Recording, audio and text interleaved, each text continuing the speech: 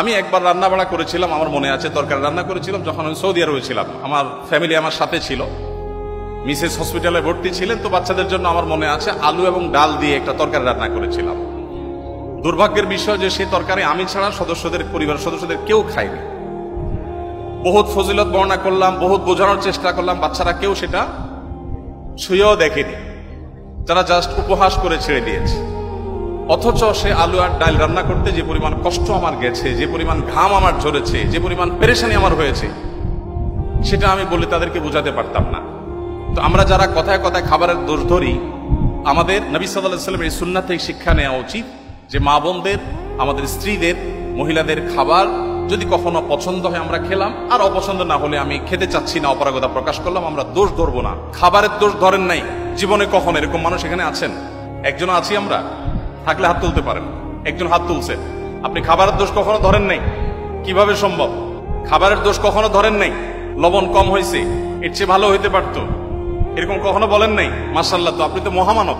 দেখুন, এক এলাকায় একজন হুজুর ছিলেন, এলাকার প্রায় সব বাসায় হুজুরের দাওয়াত খাওয়া শেষ। কোন মহিলা রান্না করে ওই হুজুরকে খাবার খাইয়ে কখনো শান্তিতে থাকতে পারতো না।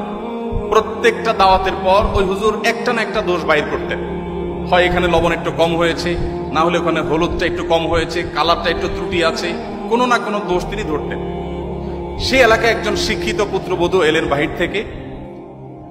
আসার পর তিনি এই হুজুর সম্পর্কে যখন ধারণা পেলেন যে একজন হুজুর আছেন, এই হুজুরের কেউ খাইয়ে সন্তুষ্ট করতে পারেন না, উনি একটা না একটা দোষ ধরেন। যদিও হুজুর মানুষ দোষ ধরার কথা না, নবী সাল্লাল্লাহু আলাইহি ওয়াসাল্লাম সুন্নাহর খেলাফ।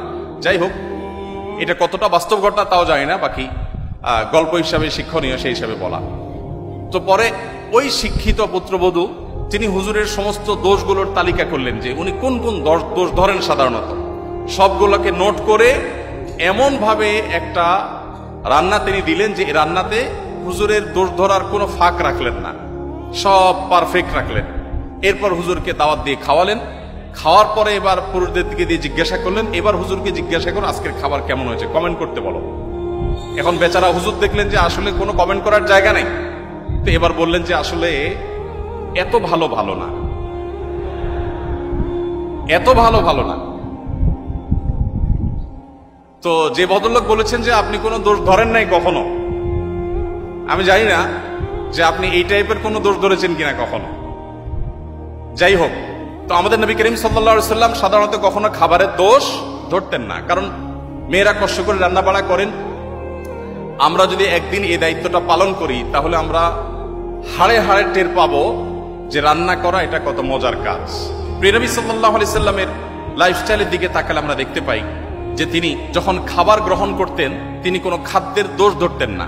কোনো খাবার তার সামনে এলে পছন্দ হলে খেতেন, আর পছন্দ না হলে তিনি রেখে দিতেন, কখনো দোষ ধরতেন না। কানা নবী সাল্লাল্লাহু আলাইহি ওয়াসাল্লাম লা ইয়াইবু তাআমা কাত্তু। নবী সাল্লাল্লাহু